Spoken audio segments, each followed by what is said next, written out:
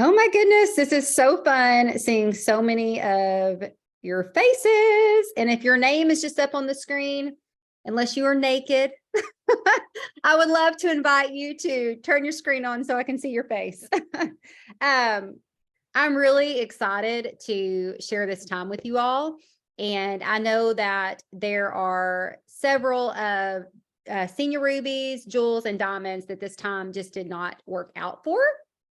But people that are still going to be watching the recording and doing the work alongside us, but they just can't be on live for different events they already had planned or homeschooling co-ops, just different things. So I've heard from a lot of your teams as well, but the fact that we have almost 30 people in here is so encouraging to me.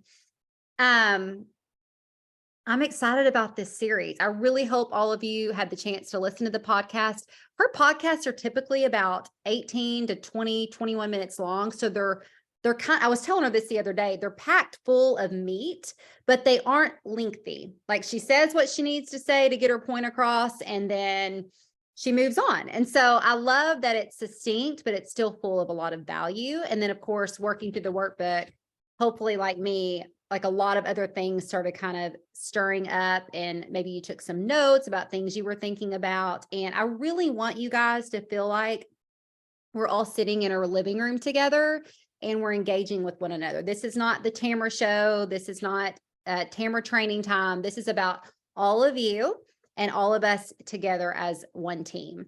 And this morning, y'all ever wake up and it's like you're kind of half awake, but you're kind of half asleep, but you have this awesome thought. And then later you wake up and you're like, was that a dream? Was I thinking that? That's something like that happened to me this morning. And I just had this thought that kind of like we are all like the capital C church, like as in God's people, because we all have different strengths, we have different giftings, we have different skill sets that when all coming together is so powerful and so beautiful. There are skills and strengths on this Zoom right now that I do not possess. And there are things that I have that maybe are not strengths of yours. And so what I'm most excited about is not just this series, but growing together as a team and as leaders within our teams, and building culture and community, masterminding together, brainstorming together, and growing together. So think of yourself like you're a piece of the puzzle. You have gifts to offer. Do not be fearful or timid about speaking up and sharing your heart, sharing your struggle, sharing something you've overcome, because we all can be encouraged and inspired by that. It does not matter your rank. It does not matter if you are a struggling emerald who's not currently holding the rank. That doesn't matter. That doesn't matter. We all have gifts and strengths that I want to invite you to bring here. So with that said, I'm going to ask Emily to open us up in prayer. And then the one and only Carissa Casey is going to share something with you all that she shared with me a few days ago that I just thought was so beautiful and so impactful. And then I thought it would really encourage y'all. And then we'll jump in. Okay, Emily? Dear Lord, thank you so much for this time to come together. Thank you for being a good God who loves us and is faithful, and who shows us what it looks like to go and love others well. God, I just pray that you will open up our hearts and our minds, that you'll grow our confidence, that you will bless the work of our hands. Lord, I pray that you will shape us into looking like you more, the way that we love people, the way that we see people, the way that we work hard and with excellence. Lord, I just pray over this time, and I thank you for Tamara and her leadership. I thank you for Brittany Howard and the way that you've poured into her too, so she can pour into us. We love you, Lord. Amen. Amen. All right, Carissa. Okay. Hey guys. So the season that I've been in Plexus, I resonated a lot with what Tamara shared at our first meeting. Sorry, guys. Let me really quick get on sleep mode so that all these texts don't distract me. I resonated a lot with what you shared, Tamara, about being in those seasons where your reserves are so depleted and you're not really aware that your reserves are so depleted in these other areas, that what you have to offer in the realm of Plexus kind of feels like a shriveled up raisin. Like I think in this room, we are all leaders who show up, whether or not we feel the motivation that day. And so I feel like I've been in a season where I'm showing up, but minus a lot of the joy and just with a lot of the heaviness. And then in the last year and a half, this has been such a big blessing, but Megan Goff and I are in a similar season of life with a lot of little kids at home. And really, we're trying to think through how to work smarter, not harder. And so we put our heads together in Mexico and decided to do some collaboration, doing some group coaching with both of our teams. And we really just played it by ear month to month. But it turned into one of those relationships that was so fruitful and beneficial on both sides, sharing our gifts and our teams benefiting from each other. And so month to month, we just kept it going. And here we are almost 2 years later and have still been doing a lot of those collaborative challenges, calls, events. It's been wonderful. And I felt my heart lift in that season. I felt some joy return to my work and my business. I felt new ideas starting to come, and culture and a lot more of the camp love type of warm fuzzies coming back, but still really, really depleted in the demands on me at home. And for those who don't know me at all, Chris, my husband, has just completed medical school and is rounding the corner of year 3 of his residency. And we had a surprise 5th baby in the mix there and a pandemic. And it just got really, really hard. Okay, so I'll try not to babble too long, but we recently went to a Cedar Rock retreat. So huge plug for that. I know Tamara's going back for like her 3rd time next month. And that's been a big part of the lifting of her heavy burdens too. And while we were there, I grabbed this book. They have lots of books laying around. This is called Life Without Lack by Dallas Willard. They have lots of books lying around, and that title grabbed me, you guys, because as much mindset work as I've done and as far as I've come as a leader, as much as I've grown and changed, I still feel a gnawing sense of lack in my life. I feel fear of loss. I feel desire for things that I do not have. I don't feel comfortable and content a lot of the time. And it's not a good content. I mean, like it's a feeling of like something's missing. I don't feel like I have, the outcomes I want, or maybe I'm not doing what I need to be doing to create the growth in my business. And it happens outside of business too. Fear that people I love will be taken from me, or things that I've worked hard for will be robbed from me. This is something that pervades my life. Maybe you can relate with that. And I've done enough inner work to know that that reflects my story. There have been loved ones lost in my life. There have been betrayals in my life, and all of those things become a lens through which you view everything. And so I've seen myself looking at Plexus, looking at my team and going, oh no, who else am I going to recruit that's going to ditch me? Or who else am I, or look at the year to come and who I might be able to bring in as a new business builder. And my mind jumps to, how are they going to hurt me? Like, because, and maybe your story is different, but I think that the repeated kind of thing in my life has been like people hurting me, or people betraying me, or people leaving me. And so, of course, that's the lens I'm bringing to my Plexus team, which is not helpful, is it? So this book jumped out at me, so I grabbed it. I'm not very far into it yet, but it's been so phenomenal for helping me understand just God's all-sufficient nature, his resources. They are limitless. Everything we need, he has in unlimited amounts. Time, money, energy, people, whatever you can think of that you feel like you need, he has it in unlimited amounts. He can take 5 loaves, 2 fish, and turn it into enough to feed 5,000 people with 12 baskets left over. I mean, it's just kind of been breaking my mind wide open when I think about the sense of scarcity and stinginess I have felt when it comes to my efforts, my time, my resources, all of that these last couple of years as I've been trying to tread water through residency. So fast forward to was, of course, studying how heaven invades our finances. And in those first couple chapters, he has you do a little listening exercise, and you're to ask God, what lies have I been believing about my finances? Did you all do that assignment? So I sat still and I closed my eyes and I asked God, what lies have I been believing about my finances? And I expected this study and God's answers to me to really be geared towards our finances as a whole. And we're about to come out of this season of Chris being in training and into this season of more financial abundance, where he's going to be beginning a medical career. So I expect our finances to open wide up. I expect more abundance. I expect a lot of the scarcity of time and energy I have felt to open up more. But God really spoke to me about my Plexus business. And what I wrote down was that I had been believing the lie that I've already peaked in Plexus. And then the next question was, what do you want to see happen in your life as you study this book? Give God an open invitation to do his work in your life. Well, what I wrote down on that day was, bring a 10 times increase to my Plexus business and give me the capacity to hold it. And then I forgot that I wrote that.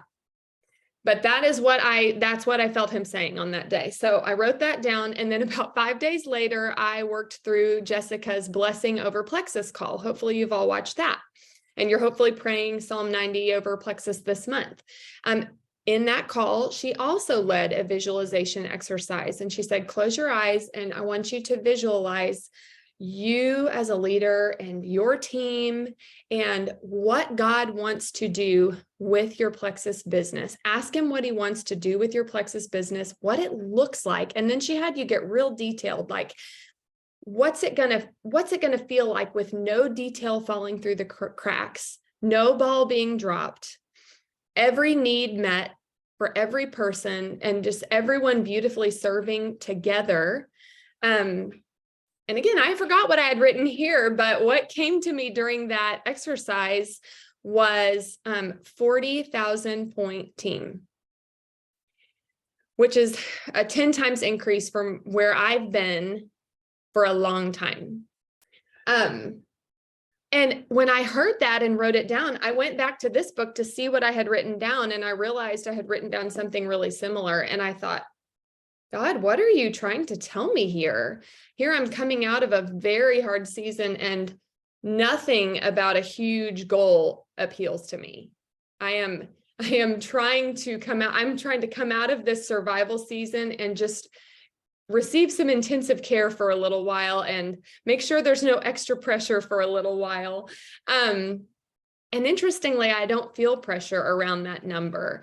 When I heard that number again, I thought to myself, wow, okay, so God is trying to show me I have not already peaked in Plexus, and he wants to do something really, really big with our team. And he hasn't showed me the timeline on it, and he hasn't showed me a dollar amount associated with it, but he has clearly shown me 10,000 souls, people that would be actively ordering, and that would be the team that I would be, that he'd be entrusting to me to steward.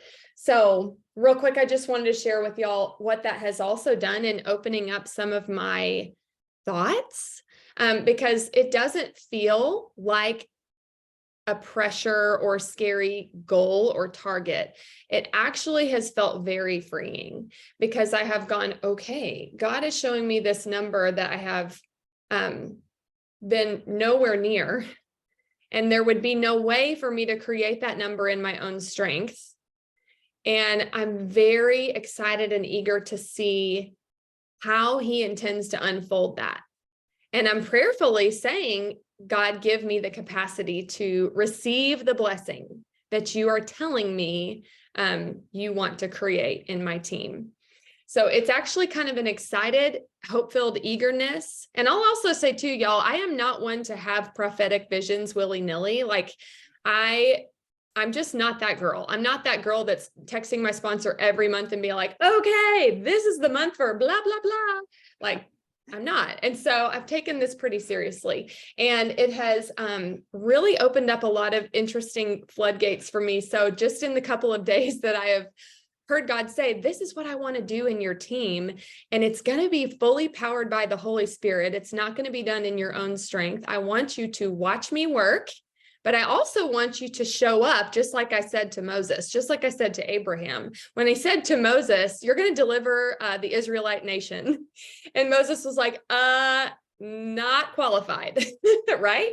And God was like, okay, but you're going to do it. And your first step is you're going to go throw your staff down in front of Pharaoh and it's going to turn into a serpent. Like, it was not a passive lay back and watch God work, was it? It was, you're going to be wowed by God's wonders, but you're also going to take every next step of obedience in full faith. And so for these last couple of days, I have just had such a renewed sense of energy, like, before where it was like, oh man, I've got to do that live video for my team. I would have it on my calendar and just like dread it all day. And in the last couple of days, it's like, well, I got 10 minutes. Why don't I hop on and do that live video for my team?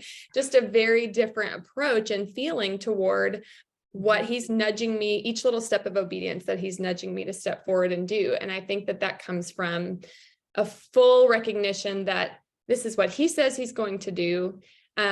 It can't be done in my own strength. It's going to be fully powered by the Holy Spirit, but it does require my cooperation. So am I willing to cooperate? Yes.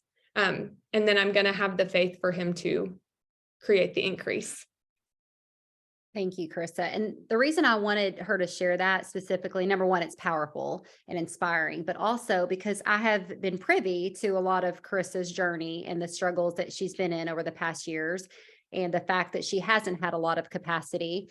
And so for her to, I just love that she said that she's like praying for more capacity, because that's kind of what I talked about, right? On the first call is I have felt very limited in what I could offer. And I wasn't even fully aware of it until I started, like you said, I like what you said about you're going to give your cooperation, Carissa. It's like you had a dream set in your heart. You feel like God is calling you to a certain thing, but it's not just going to happen, right? It takes your willingness, your intentionality, and you showing up. And I just think that's so beautiful. And also wanted her to share that just to encourage you that you may have some of those same thoughts.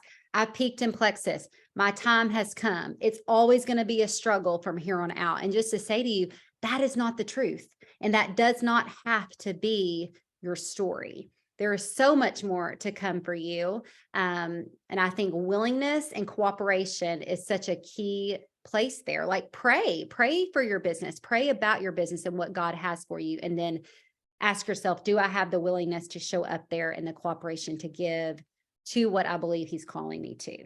So thank you, Carissa. Thank you for just opening up and sharing that. Okay, before we jump in, did everybody listen to the podcast? Yes. No shame if you didn't, but please do next time. It's just so much more impactful if you kind of have that foundation set. So before we actually jump into the worksheet, I just want to ask, and please come off mute if so, but was there anything specific that just stuck out to you that you want to share as far as becoming a leader that people want to follow? I really liked where she was talking about how leadership is a skill and that everyone is able, but you have to be willing. And I think that from what I've seen over the past 6.5 years, that seems to be the issue. Like everybody's able, but they're not willing to take that extra step. They're not willing to get into that consistent action. They're not willing to give it that time and to grow. That I think really stood out to me. Yeah. I wrote that down too, like the 4 pillars she talks about with recruiting, retention, and duplication. I feel like we talk a lot about those, but we all know that we have to have leadership, but we don't really talk about leadership as a skill. And something that I truly believe, and she mentions this, is that not everyone has natural giftings towards leadership. In fact, even John Maxwell says this, most people do not have a natural inclination towards leadership, but it is a skill set that can be learned. And so if you're sitting there thinking, I don't feel like I'm the best leader, or I don't know how to be a leader, or so-and-so has this quality and I don't have that. Number one, I will say this till I'm blue in the face. We all have different strengths and abilities. So do not compare yourself to other leaders. But what really stood out to me was that you can grow your leadership skills, right? With intentionality, with purpose, and with willingness. It's not necessarily easy. It's going to take energy. It's going to take motivation. It's going to take a plan. But I think the key there is, are you willing to do those hard things to grow yourself? Okay, Melody, what did you say? I loved her point about leadership is influence. Yes. So adding value is huge. And the simplest way to add value to someone is to solve a problem for them. So I wrote that down too. She kind of goes through the quickest way to add value is to solve a problem for someone with products, with opportunity, or with ways that don't have anything to do with your business. But one thing she didn't touch on that really like just kept going around and around in my mind is how can we add value to our actual team with using this same concept of how can we solve a problem for our team, right? Like, where is your team struggling? What are they struggling with? Is it motivation? Is it belief issues? Is it a certain skill set that they need to grow in? Is it a consistency issue? Like, what problem can you, as their leader, help solve for them? Does anyone have any thoughts on that? I do, Tamara. Okay. So to me, the whole concept of leadership is influence was really eye-opening.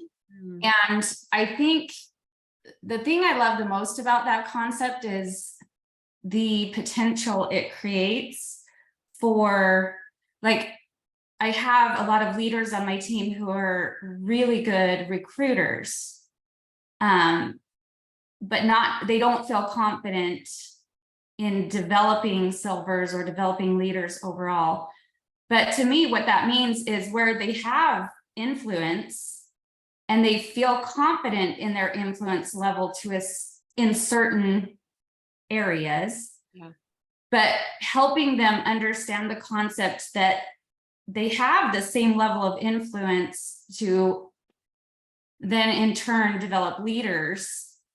Like, to me, that was just a really powerful concept, and it made me feel a lot more empowered in how I can help them, because I love how, you know, she gives us all these ideas about how to build our influence, but then also that, you know, developing the skills, we can fine tune different areas and pick and choose, but the influence is there for a lot of people, but they're only using it in certain areas. And I think if they understood the concept that the influence, you know, they can utilize that and move into different areas, they just need to find their niche in that direction with their influence. So that was powerful to me. Yeah.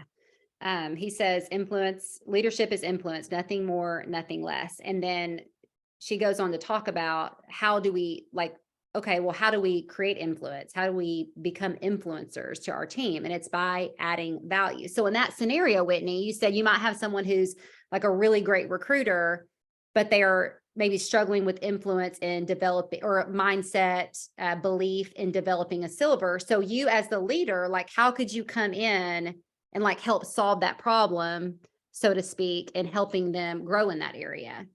Right. Well, and I think just to help them understand the concept that the influence is there, and that's the hardest part. They've already got the natural influence because that's proven because they're a strong recruiter. Yeah. And then if we can just help them tweak some skills and gain some confidence in using that influence that they're already like showing, but in different areas, then that's what's going to really help them take off and grow in their business, you know, their team. So yeah, I love that. I have a thought on that. Okay. If that's okay. Yeah. So actually the piece that stood out to me that I really loved on this influence piece is where she's talking about what do you like to learn about and like how can you impact or help solve problems for people that are not even connected to your business. And so I was thinking about that in terms of like my team too. Like, how can I teach my team about that? Because I think that like, well, over the last year for me, I was really struggling with that a little bit, just going through the transition of like leaving the classroom and then being home. I'm like, well, what do I talk about now? You know, like what do I do now at my life? It looks different. And so anyway, I think that being able to really hone in on that myself is now allowing me to go help my team figure out what that is. Because yeah, when you have people that are high recruiters, you know that they have that influence, but they're staying in the lane of only talking about Plexus on their social media and not sharing about other parts of their life, which is really where you make that connection with people and build that trust. And so I think just going back to that idea of like being really curious about what you like to learn about and using that to be curious about other people and build those relationships is going to be super impactful. And I think for me, I really started to lean more into that because it's opened up new relationships and it's helped me to find like actual leaders that already have a lot of the things that I'm looking for in my business so that I can help build people up to their next potential, if that makes sense, and less of like some of the things that I've already been doing within my team, if that makes sense. So just really kind of helping me to find my people that I know would flourish in this and helping then my team figure out how they can go do that too, if that makes sense. Mama, can I watch a movie now? Can I add to that as well? Yes, So please. what Marissa just shared, I'm actually in the process of doing that. So I'm also I'm a retired teacher at this point, but a retired special ed teacher. And I had joined a mastermind thinking I'm just going to do this to grow my Plexus business. And the other 11 women that I'm in there with, they're all going and doing something different, coaching, doing a podcast, book. And I just kept saying, I'm just here to grow my Plexus business.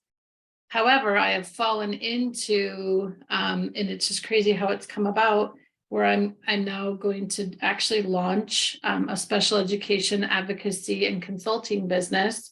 And just talking with people about that is opening up my network like nobody's business.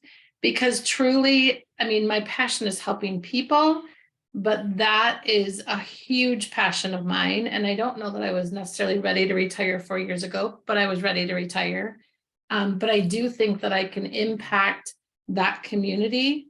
And again, that's just opening up. So that is a place that I definitely have influence, and it is opening up my networks. And I already have people joining me because of that venture. That's awesome. So you're adding value, right? You didn't even go in with that intentionality, but it has shifted and now you're making impact and value in other ways, which could open up new business for you, right? One thing that kind of stuck out to me was the question, like, are you an adder? Like, are you, because an adder of value, right? They are being intentional in bringing value, whether we're talking about through social media. I'm really kind of focused on like the team, like adding value to our team.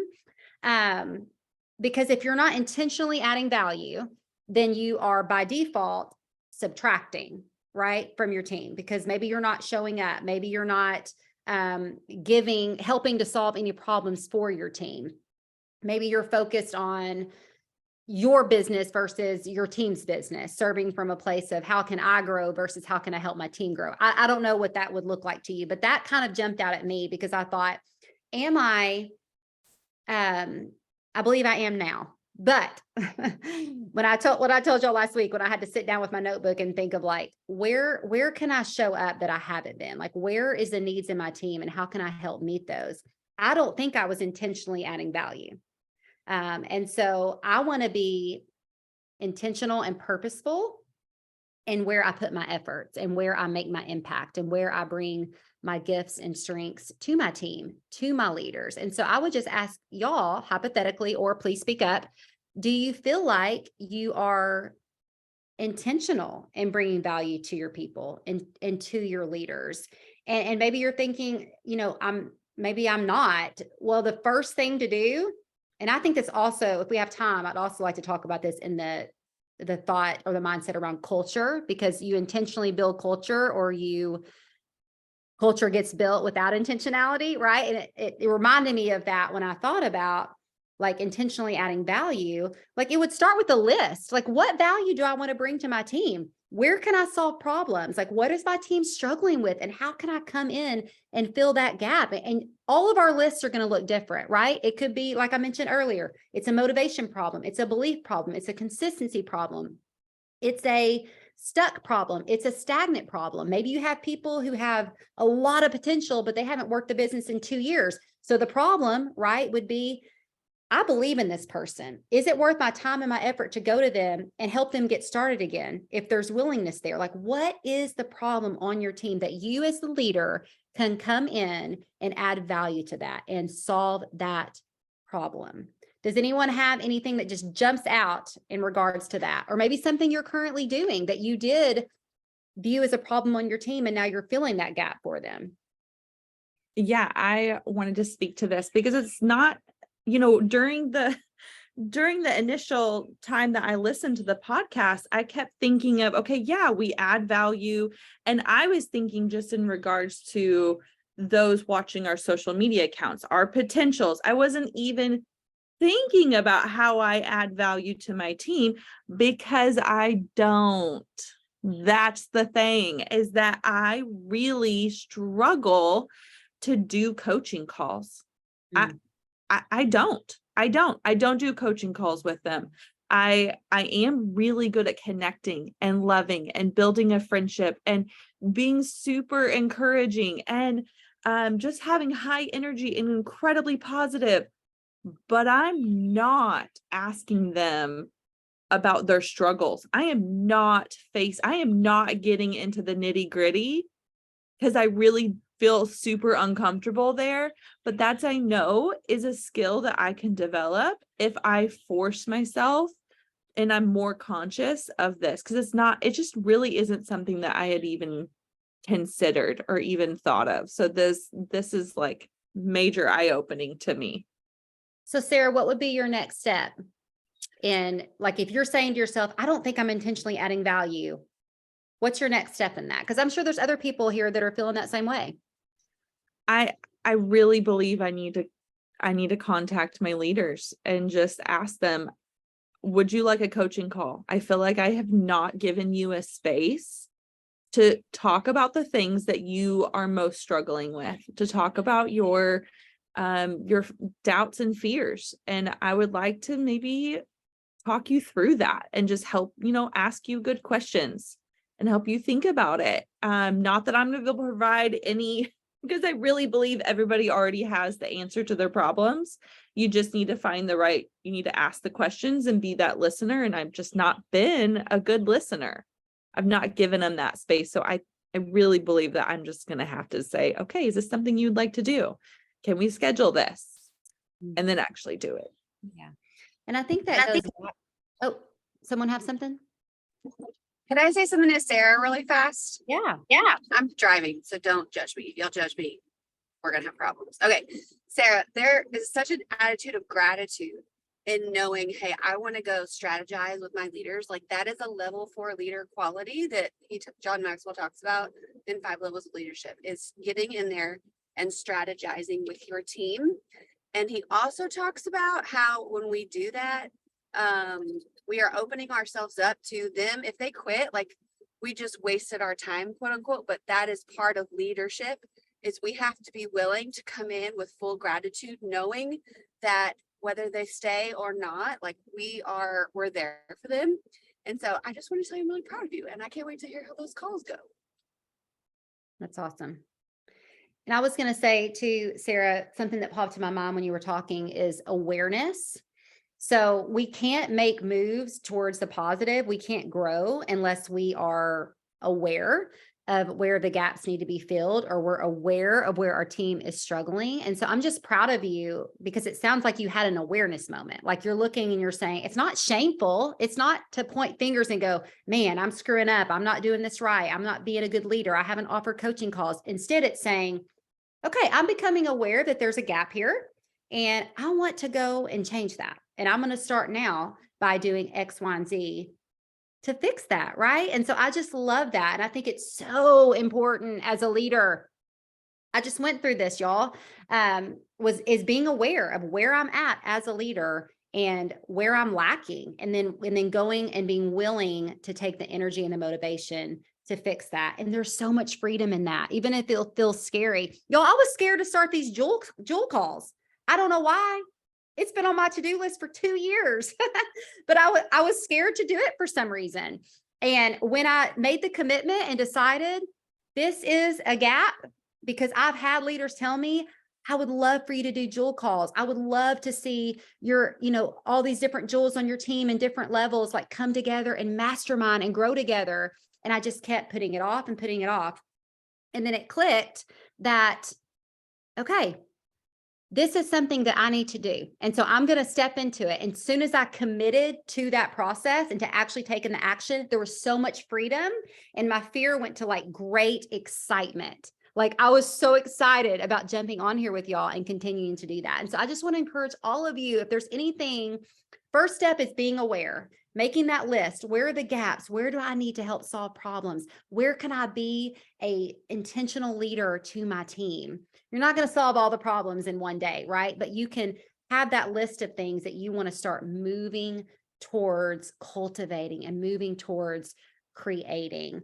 And once you commit to that, there will be a lot of freedom. And I mentioned this last time, but I think it's worth saying again, is a lot of times we don't have like excitement or motivation around something until we start working the steps, doing the action, and then the emotions follow. Ooh, I like that, Krista. Where can I be a little sparkler, a little spark of light, like to your team? That's something I borrowed from Megan. So when she watches the replay, she'll be glad to hear it. Yeah. I can share a few that I have overcome because I've been here for 8 years. I feel like there was a real long stretch where I started seeing that people were liking this power hour thing. And I was like, I do not like group work. I like solo work. I just want to get my IPAs done and move on. And so I was like not doing power hours, and people on my team were like loving it. And it was a long time before I finally was like, I need to lead some power hours, and totally have overcome that now. Do them, love them, enjoy them.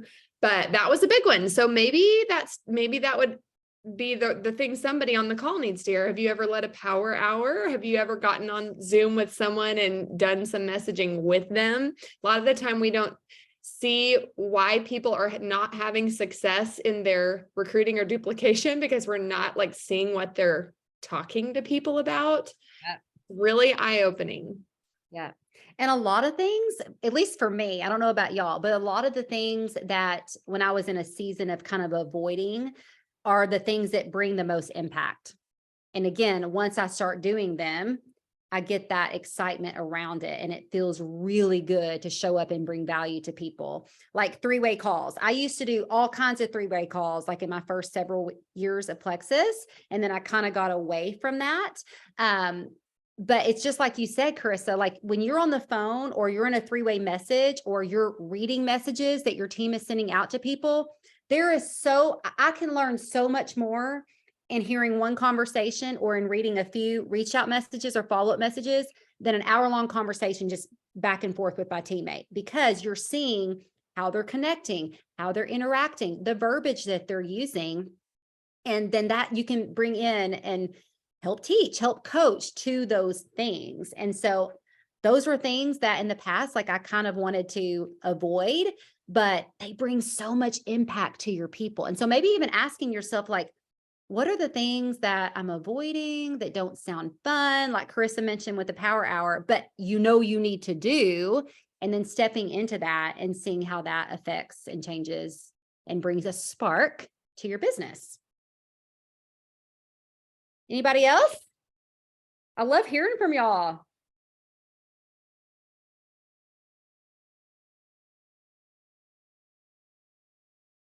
Cassie, you have anything? Natasha, Ryan, Lacey?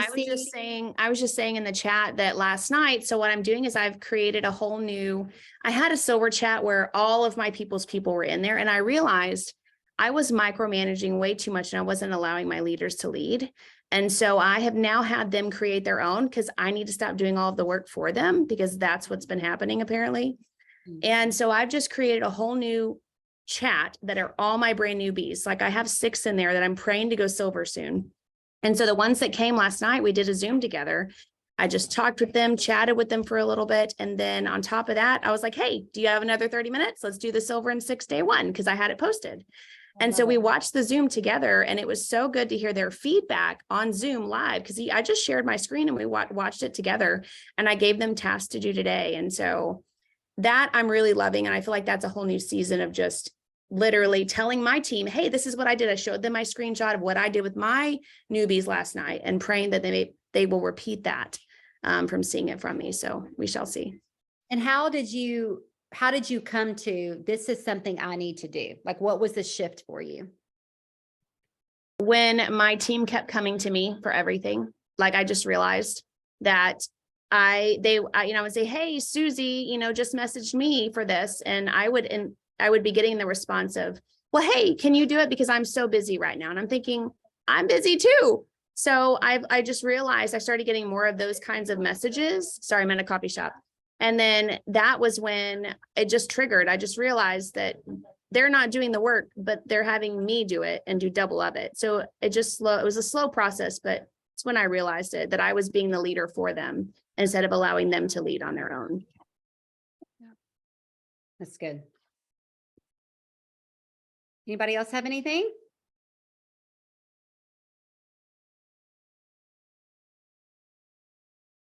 Does anyone, so she talks about in the podcast that adding value is making others' lives better. Is there anything else that, like when you think of bringing value to your team, like what are some other phrases or words that come to mind? I mean, I think that a lot of times we overcomplicate it. I mean, honestly, we just need to show up. Like, we need to be in the trenches. And when we are doing what we're encouraging our team to do, that adds value. That encourages our people. That no matter what rank you're at, whether you're a silver or you're a double diamond, you're still getting in there. You're still sharing on social media. You're still reaching out to people. You're still following up. You're still growing your level 1 base. You're still leading trainings. You're still listening to trainings. That to me has been one of the biggest things to add value to my team, and then recognizing that. So like, I'm sure many of you guys do this, but we do a lot of different challenges just to really encourage activity. And so, like right now, this week, we're doing a hashtag what I did today challenge, where every day we have everybody come back in the evening and share on that post what they did for the day to grow their business. And I think that does a myriad of things. Like, that is accountability, that shows people what other people are doing, so they can really like funnel down to the non-negotiables, and realize like, oh, I actually, even though I feel like I've been really busy today, I've actually not gotten anything of sustenance taken care of. And so I just think that like doing those things is leadership. Like, you not just micromanaging and being in management mode and telling people what to do, but you actually showing and leading by example is one of the biggest ways that we can add value. And that also gives us confidence as a leader, because we're actually getting into action and activity. And I feel like so many times when we're feeling overwhelmed or anxious, it's because we haven't been in consistent activity. And so I really feel like that is such a simple way to add value, by showing up and doing the things. And I think one of the words I wrote down about adding value was building trust. And I think that goes back to consistency, because people, they don't want to follow a leader who's not consistent, because there's a lack of trust there. I know Emily, this is not a pat on my back, but it kind of sounds like one. But I know when Emily told me why she was joining me, one of the reasons was she saw consistency in how I followed up with her, consistency in my leadership, consistency on social media. And so that was one thing she was drawn to, because she was like, if I'm going to jump in, I'm not just taking these products, like I'm doing this business. So I want to go alongside with someone who's showing up. And that is so important, you guys. And we all go through seasons. I just want to be really careful that anything I say doesn't produce shame. It's to produce encouragement. Because I do think we all go through seasons, and you may be in one right now where you haven't been consistent. That's okay. right? We all go through those seasons. I have been through those seasons multiple times. So I just want you to hear me when I say any mistake you make, it can be overcome, right? And I think it's humbling ourselves and then just getting right back in there. So if you've been in a place where you haven't been consistent, you haven't been in the trenches, you haven't been showing up, it really is an easy fix. Don't overthink that. I had a conversation with a girl last week who said, I have been inconsistent for like a year, and I don't feel like my team sees me as a leader. They don't see me as a leader anymore. And I don't know how to get back started. I'm afraid to get back started. I'm afraid no one's going to respect me or want to follow me. And my feedback to her was, humble yourself, go to your people and say, listen, I know I haven't been the leader to you that I once was or that I desire to be.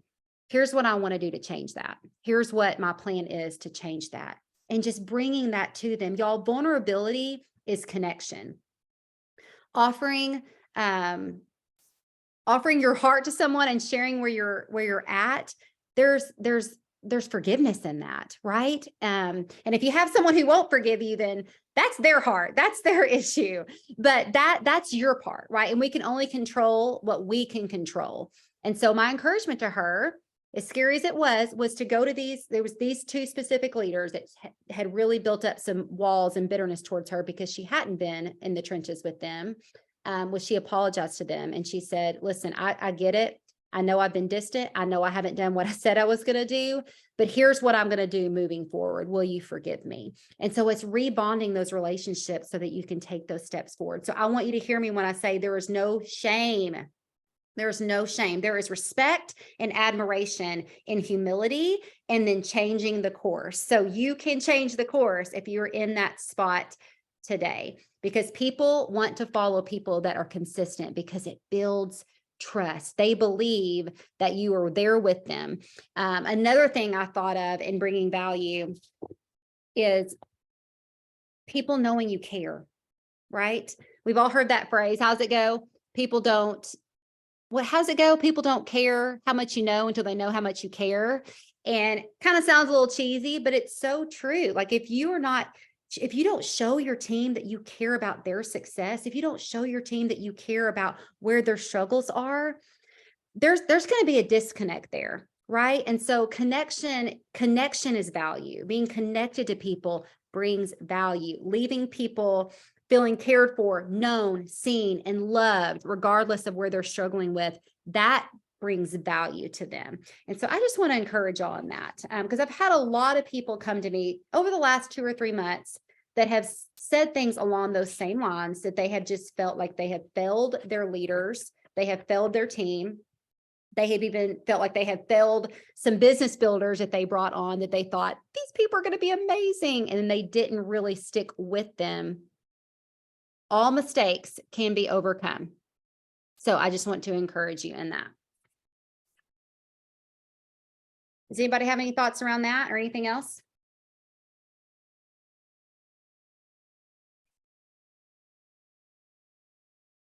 Jordan, what do you mean by optimism?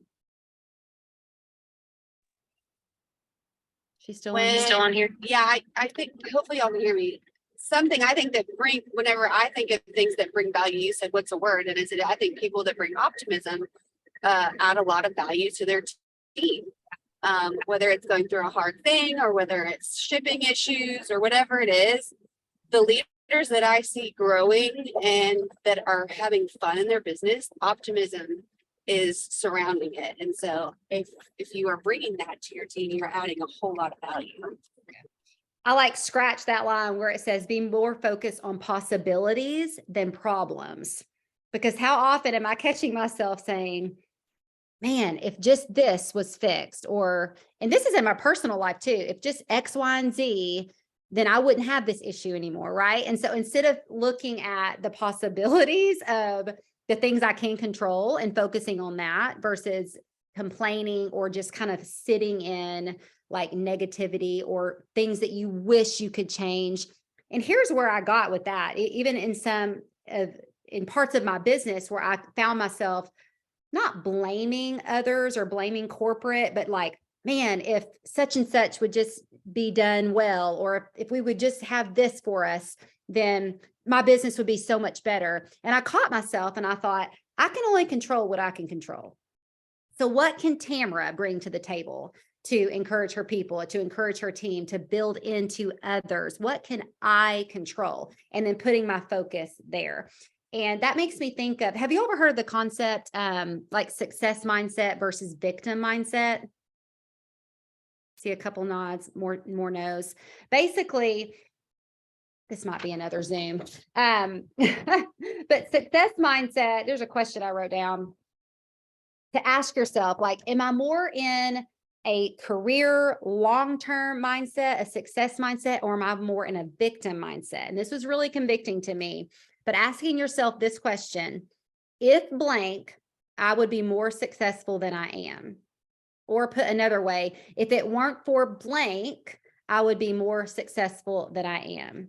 So maybe that's, you know, if my upline did more challenges, or if my upline trained my team more, I would be more successful. Or if my team would just work their business, I would be more successful. Or if Plexus would just get such and such product, I would be more successful. Like it could be anything. If blank, I would be more successful than I am.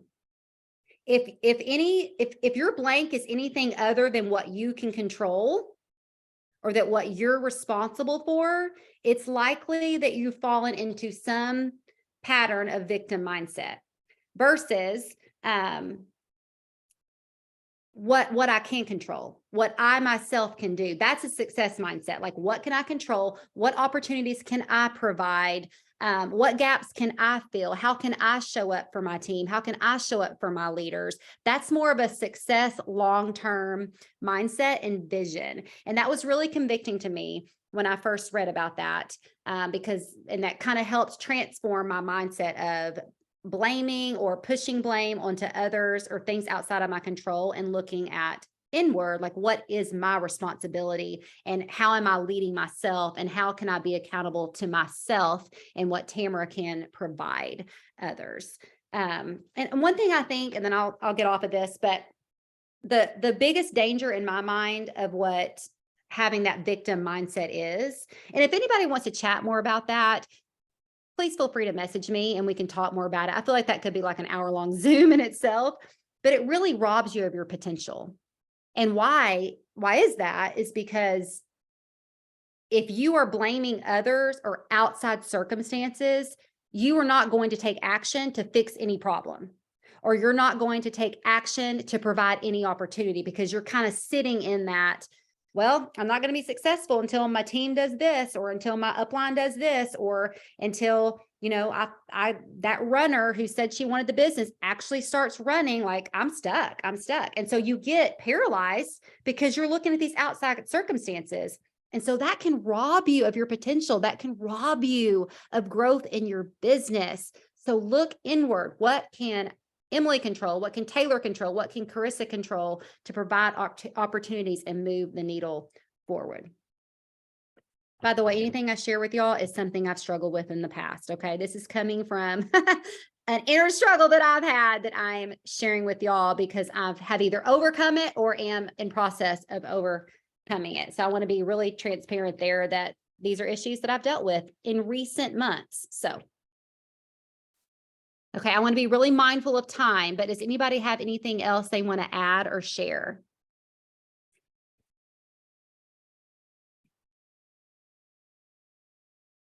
Melody, do you have anything? Lacey, Natasha, just seeing some names pop up.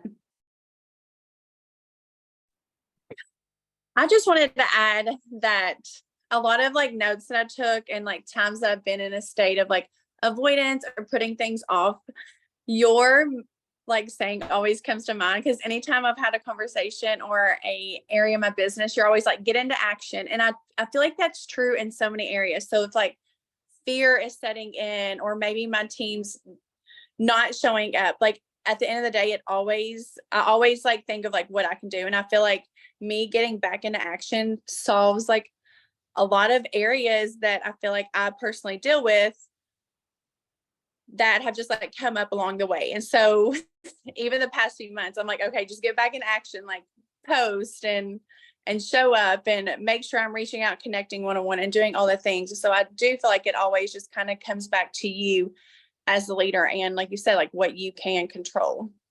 So you're like a little voice in my head, like get back in action. Get back in action, get back in action. Can I add Nicole? one quick thought to that? Yeah. So what you're saying with victim mindset and success mindset, something that I've learned is in the past, I would typically project my insecurities on others. And it took me a long time to realize that I was actually doing that. But when I would say like, gosh, if my team would just work, my points would be better. Or if Jordan would do this for my team, like I would be further along. Or if corporate, would come back with the 3-day sample box, like we could have a better sample system and like that would just yield more success. But like it's specifically in terms of when I would like get on to somebody else, what I learned is like I wasn't doing those things and my insecurities was like bleeding out on that person. And how I identified this was actually with my husband. And anyways, it just like it bled over into my business. And so I realized quickly, like, wow, I'm actually avoiding this whole thing. And the reason I'm feeling so frustrated towards this person is because I'm not doing these things. And so I'm taking it out on them. And so we've always stuck with this as a team, like action cures all. Like we used to think, mindset yields action, but actually action truly just cures all. And I just, I stand by 100%. Action can change mindset. It Yep. really can. Okay, anybody else? We have one more minute. Okay, well, thank you all for showing up. I'm so grateful. If anything pops into mind after, I know for me, a lot of times I get off and I think, oh, I wish I would have asked this, or I wish I would have said this. Please feel free to message me. And if you are struggling with that victim mindset, please message me. I would love to help ask you some questions and help walk you through that. And fast forwarding to next week, I'm actually going to be out of town. I'm going to be at Camp Well in Lost Valley Ranch, Colorado. I'm so excited about it. It's kind of like a wellness soul retreat that I'm really looking forward to. But Carissa is going to graciously lead us. And so I'm really excited about that. The next lesson is we're going to do chapter 2 and chapter 3. So have listened to both of those podcasts and have your workbook filled out for session 2 and session 3. And please encourage, if you see a senior Ruby or an Emerald or whoever that is not on this call and they don't have prior, schedule issues, please reach out to them personally and say, get on this. It's going to be valuable. It's going to encourage you. It's going to build your belief. And just have them be on here. But we had 37 on and I'm so grateful. And I'm just excited to spend this time with y'all. So thank you for showing up. Thank you for being here and giving your time and your wisdom and your encouragement. And I just love y'all so much.